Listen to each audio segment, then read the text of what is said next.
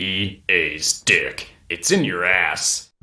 Electronic Arts is a video game conglomerate of the most mainstream IPs you can think of. They've got sports, Star Wars, controlling people's lives, and the shoot. Name something popular and you bet your bottom microtransaction that EA has put their greasy hands all over it. And by something popular, I mean being a really scummy corporation, which I hear is all the rage recently. Tearing apart EA has been one of the most requested things I've gotten since my video on Activision.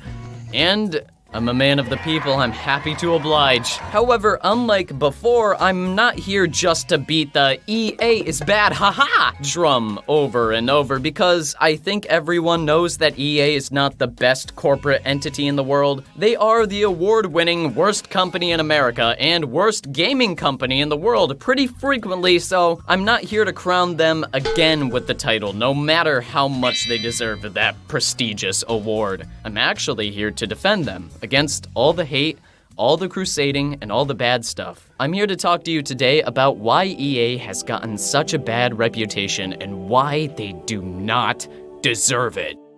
Just kidding, fuck EA.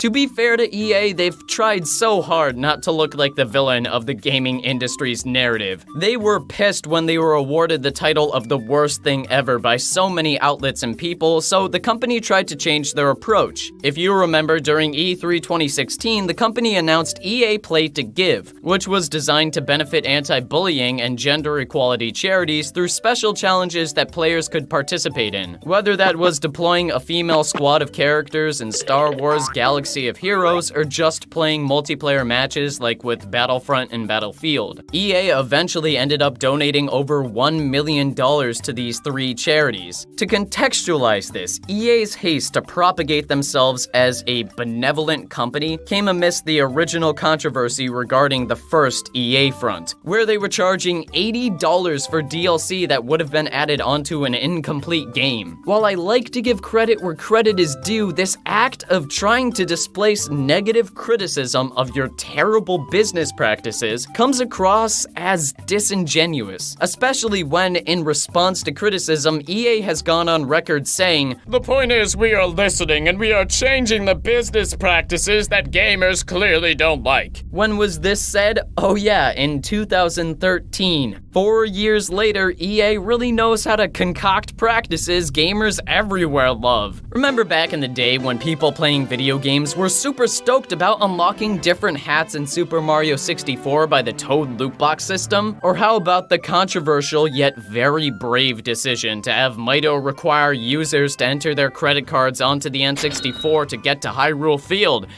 No. Although admittedly very, very bad, I don't even think microtransactions are the tip of the iceberg. On top of being anti-consumer, they're also very anti-business in terms of how they operate their company. In 2004, Aaron Hoffman, under the pseudonym EA Spouse, wrote a blog post that detailed the horrors her fiancé faced while working at EA. She criticized the company for demanding unnecessarily long and strenuous work days, which the company claimed was quote-unquote necessary to meet unrealistic deadlines for projects. This caused a class action lawsuit to be filed by employees that led to EA being forced to pay about $15 million for unpaid overtime. A victory for the little guy, as it would seem. There was an increase in company morale in 2007, but Aaron Hoffman in 2008 still alleged that quality of life still was an issue despite EA's talks of improvement. But why does this matter? After all, this was in the past and times change with new management, better communication, and more employee empowerment. The thing is, this crunch time emphasis is still an ongoing problem in the industry that EA has only accentuated with yearly releases of sports games, unrealistic deadlines, and oversaturation of employee workloads. With more pressure from investors to produce more, work more, and to be more profitable,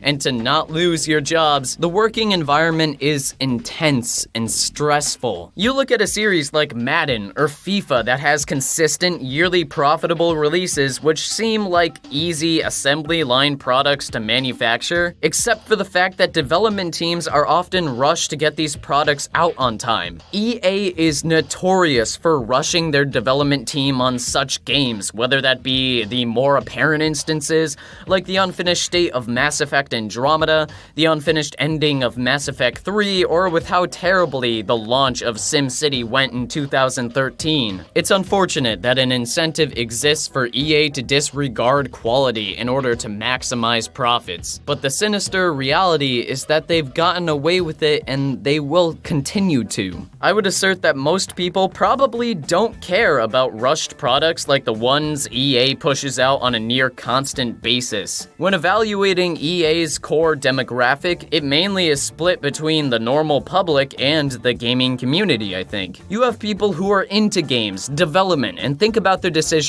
while purchasing games based on external information, and there are others that mostly just act on internal feelings and whatever is the most hyped or exciting, often not reading into what they're actually buying. I hate to use the term but I mean, am I not wrong? The people out there buying Madden every year probably look like this, let's be honest. Still, I talked to people in my dorm who bought Battlefront 2 willingly and asked them why they did that despite the controversy. And their reply was either indifference or not knowing anything about it. I would wager that this demographic, the one that is unaware, is the main force behind what is keeping EA afloat. They're the same people who either acknowledge the controversies and forget, or the ones who never think about them. Even though Mass Effect 3 was incomplete and had a multiplayer system that encouraged microtransactions, the game went on to sell over 6 million copies by the end of January of 2017. Add that revenue to the money from in-game fees, and EA's return on this unfinished yet still competent game would make any developer want to be in their position. Not to mention, despite Star Wars Battlefront 2 not meeting sales expectations, it was still the second best-selling game in the US in November and has sold an estimated 3 to 4 million units. Compare that to actually good and pro-consumer titles like Super Mario Odyssey, Nier Automata, Cuphead, and so on,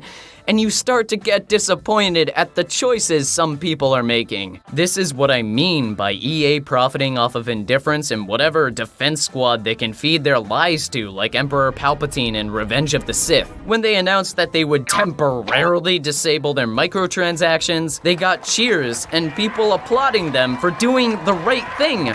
Hooray! A billion-dollar corporation will only leech money off of people later. We did it, guys! Time to buy the game and give them a second chance. Nah, fuck that. Fuck EA. They don't deserve a slap on the wrist and a stern talking to. They don't deserve any second chances after how much they've paved the way for shitty business practices to be mimicked throughout the industry. You want to know the only way they're going to change actually and permanently? If they're punished financially. EA stocks are up 50% since last year. They're improving and they're gaining. Yet we keep complaining and losing. If you hate them, don't support them.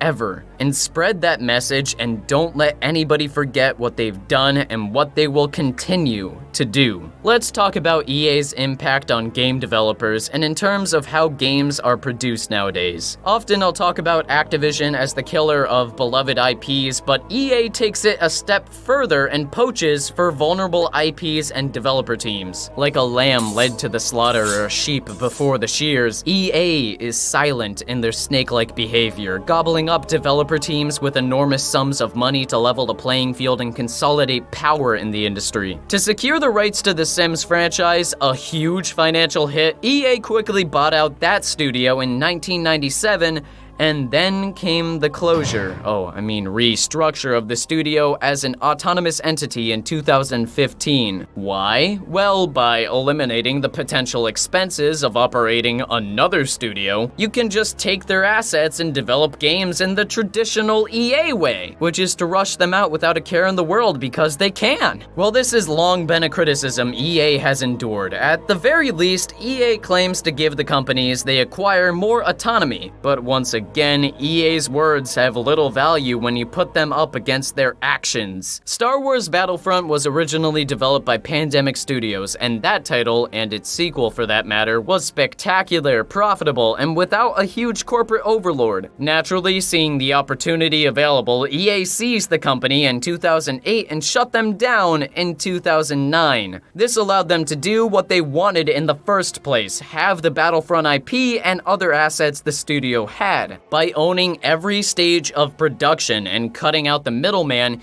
you can produce your good at a significantly lower price while still charging your product for whatever price will net you the most profits. This is what steel companies did in the United States to monopolize the industry and make millions of dollars in the Industrial Revolution. Behavior Electronic Arts seems to be following in without hesitation. Oh, and remember that statement the CEO said about not wanting to consolidate studios anymore because it's no good? John Riccitello said that in February of 2008. EA acquired Pandemic Studios in January of 2008, and in February of 2009, just 1 year later, EA shut down Pandemic Studios. They don't outright kill studios like Westwood, Bullfrog Productions, Origin Systems, or Pandemic. They buy them, cut them down, and steal their IPs for their own means. They let them die by extreme deadlines and rush development, making them shells of their former selves. Once a developer sees the horror that is the EA games machine, they, with good reason, tend to leave and move on. Ultima series creator Richard Garriott saw this firsthand with Ultima 8 Pagan and Ultima 9 Ascension, suffering as a result of EA's pressure for faster development following the acquisition of his company in 1992. This is a pattern I've seen throughout EA's time of buying studios and studios shutting down. They cancel project after project, laying off worker after worker and rushing out games after games until there is nobody left. It's the equivalent of being lured down into a dungeon by a life-sized candy bar that spits money, reaching some point where you stop, getting stabbed by said candy bar, seeing a cache of explosives ready to blow as a candle slowly burns to light it up, and you have to crawl, all while bleeding out to stop your inevitable fate while you think about how you got here. Nevertheless, it's kind of sickening to see EA's bullshit excuses when these practices happen so regularly. So many good studios have fallen prey to EA's alluring money scheme. Visceral Games was initially an EA property, but it too had to suffer the wrath of EA's pushes for innovation by injecting Dead Space 3 with microtransactions and the internal hardships that came with an overbearing, money-hungry company. EA promptly shut them down after years of promising us a new single-player Star Wars game under the false explanation that single-player games aren't viable anymore. No matter what anybody says, their logic is sound here. You can't coax other people with in-game fees if you don't have other people on board with that concept. Respawn Entertainment, the developers behind Titanfall, being bought out by EA was an inevitability considering the extent of EA's financial investment in the company and its intellectual properties. And this studio is still operating for now. I'll bet you anything that after Titanfall 3, this studio will be more dead than, well, all the dozens of similar dead studios. And while this disregards human beings as throwaway stepping stones to the next investor goal, putting people's actual lives at stake, it also doesn't do us any favors. Day 1 DLC is garbage, and anyone who supports that in any measure is insane. You're telling me you'd rather spend money on anything after purchasing a game than have it be free? Why charge any money for it when it's at the cost of player experience? I don't understand any other justification for such a behavior when other developers prove you don't have to do this. EA's practices are what caused this cascade in microtransactions, and I hate that we've become so accustomed to it that we just go, yep, that's EA for us, haha. There should never be microtransactions in any game. When I was a kid, I played Smurfs Village, and the game is designed to hook you in with simple yet gratifying gameplay. Sucked into this fad, I plopped $200 worth of Smurf berries on my mom's credit card to get that house Smurfette was just begging me to Smurf. Yeah. I'm sorry. It's these type of tactics that are slimy and just target regular people who work a 9 to 5 and want to play a simple game of shooty shoot without any disturbance or pressure to spend more and more. Loot boxes are just one of the many forms EA has conjured up to suck more money out of consumers. There will be more in the future, some of which we probably can't even conceive of, but rest assured, EA wants more money and they're coming for your inner wallet next. Not to mention the franchises EA has all but ruined for their respective fans. I've already gone into detail about the Star Wars Battlefront treachery, but you also have series like Dead Space, Mass Effect, Mirror's Edge, Medal of Honor, Skate, and SSX being mistreated and left for dead. Each of these beloved franchises have had EA's grimy meddling all over them to be rushed and practically had their reputations ruined to a point where Mass Effect Andromeda is just a joke. On the other hand, Skate 3 was a funny joke, and Dead Space and Medal of Honor are basically non-existent. They have all these IPs and only focus on what is profitable and fast to satisfy investors and grow their company for selfish, soulless reasons. I want to give them the benefit of the doubt. I want to believe them when they say they were wrong, but at some point it has to be enough, right? You don't get slap on the wrist after slap on the wrist time and time again and walk off scot-free, right? I believe in the concept of someone changing and forgiving and forgetting, but when you say you will change and don't, then that's it. I give up. See, EA's shittiness wouldn't be so awful if it didn't affect everyone around them. Their practices of profit maximization by shady anti-consumer means without consequences only validates that practice and prolongs it. Sure, EA didn't invent microtransactions, I'm pretty sure Lucifer did. But I'd argue they helped popularize them and normalize them. It's the domino effect in action. I mean, if you had a games company and solely wanted money, wouldn't you? Furthermore, by EA constantly creating controversies, even if they're playing chess instead of Battleship and their end game is to get attention or whatever, they only hurt themselves. EA has a partner. Whoa. Hey guys, actually slight correction here. The EA Partner Program shut down in 2017, which means the EA Originals Program is what they use to fund independent developers. You could argue this is another way to consolidate power in the industry by easing people slowly into the EA fishing net, but by tarnishing your name, it only hurts whatever you slap your logo onto. Faye looks great and so does A Way Out, but they've got EA stamped all over them, which creates a dilemma for people. Do you want to support and play these cool games knowing they also will, by extension, support EA? Or do you ignore them and not support EA while leaving the developers who were swept up in EA shitstorm without that potential sale?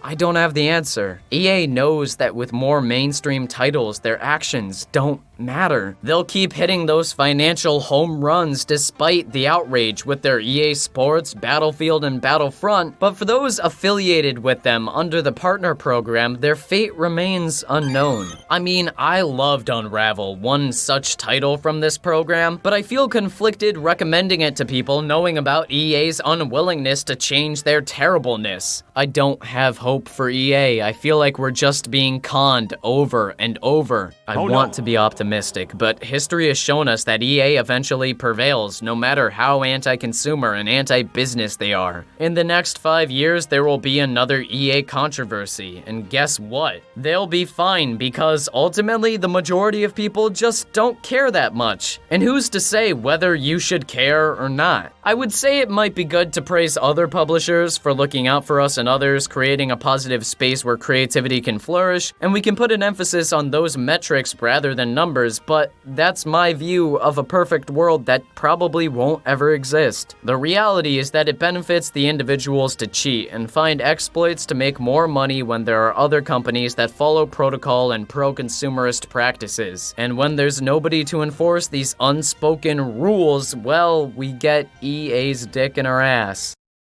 Nice. Anyways, as always, if you disagree or agree with me, let me know in the comment section below. I'm always willing to have a chat if you're willing to give me the time and not the anger. Thank you so much for watching and take care. Have a wonderful day and goodbye.